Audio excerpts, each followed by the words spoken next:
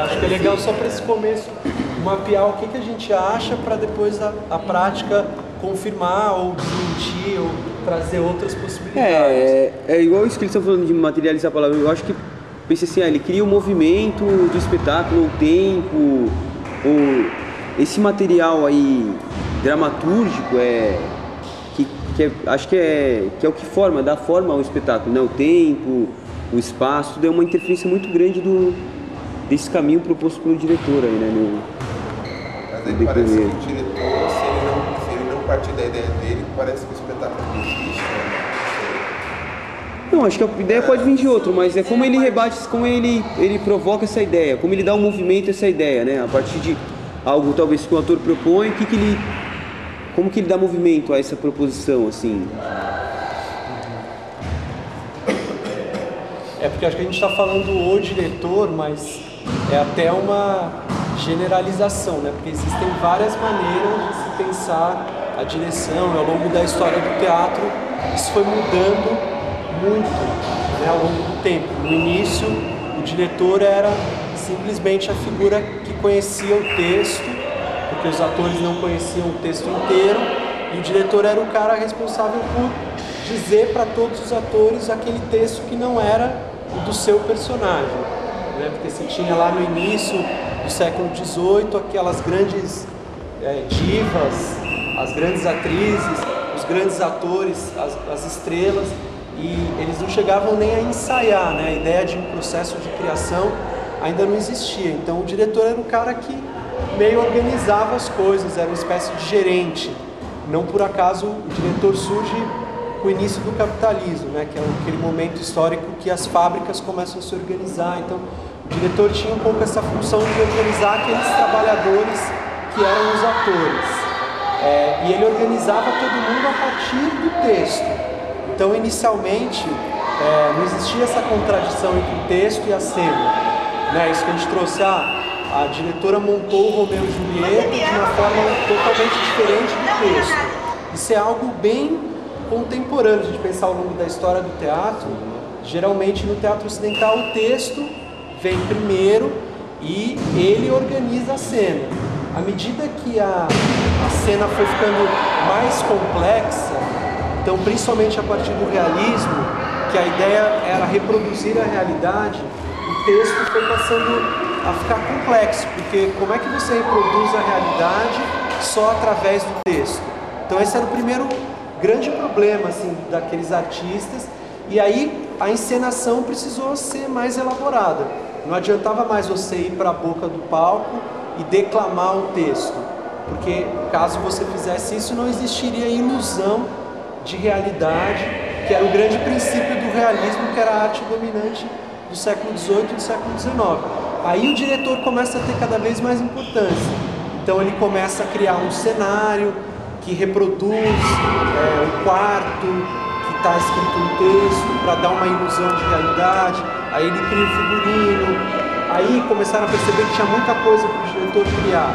Então essas funções foram se especializando. Ele tinha um assistente que criava o cenário, aí esse cara mais tarde virou cenógrafo, ele tinha um assistente que criava o figurino, mais tarde virou figurinista, a eletricidade passou a ser dominante nos palcos, então aí surgiu a iluminação teatral, e o diretor passou cada vez mais a representar a criação da cena, não a do texto apenas. E aí o texto começou a ficar diferente da cena, né? E aí você passa a ter uma grande polêmica entre os dramaturgos e os diretores. E ao longo do século XX essa polêmica vai ganhando várias formas diferentes. Então você tem diretores que são textocêntricos, que partem do texto, que seguem o texto, e diretores que são, convencionou-se chamar de autorais, que não necessariamente partem do texto. E aí a partir disso tem várias formas de dirigir, formas em que o diretor controla o processo inteiro, formas em que não existe o diretor, os próprios atores dirigem, formas compartilhadas de criação. Então acho que tem várias formas de se pensar a direção, mas talvez a gente pudesse definir quais seriam os nossos principais desafios.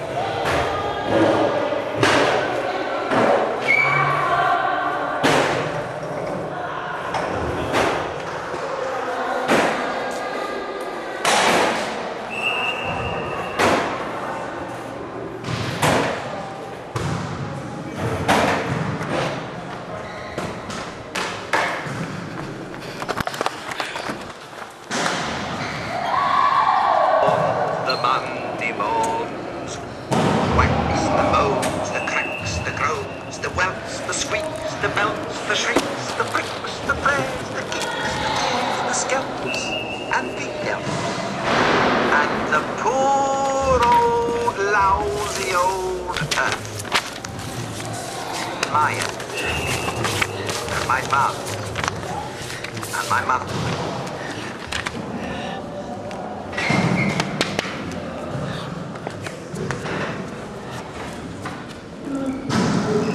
Deixa o espaço levar o seu corpo.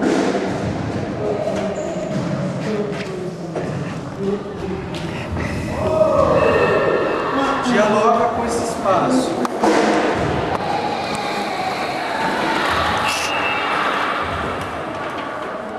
O que só esse espaço te diz? E como é que você responde com o seu corpo?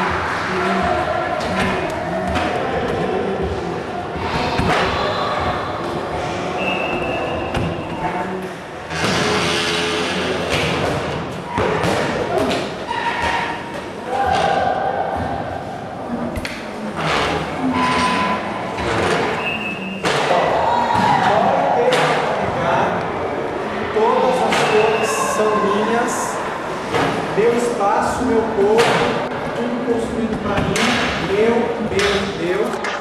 Fazer diferente do que foi ontem. Tentar pegar as imagens com os olhos. Abandonar o óculos. Controla a cadeira como se ela fizesse parte do seu corpo. Deixa a cadeira te levar. Não você leva a cadeira.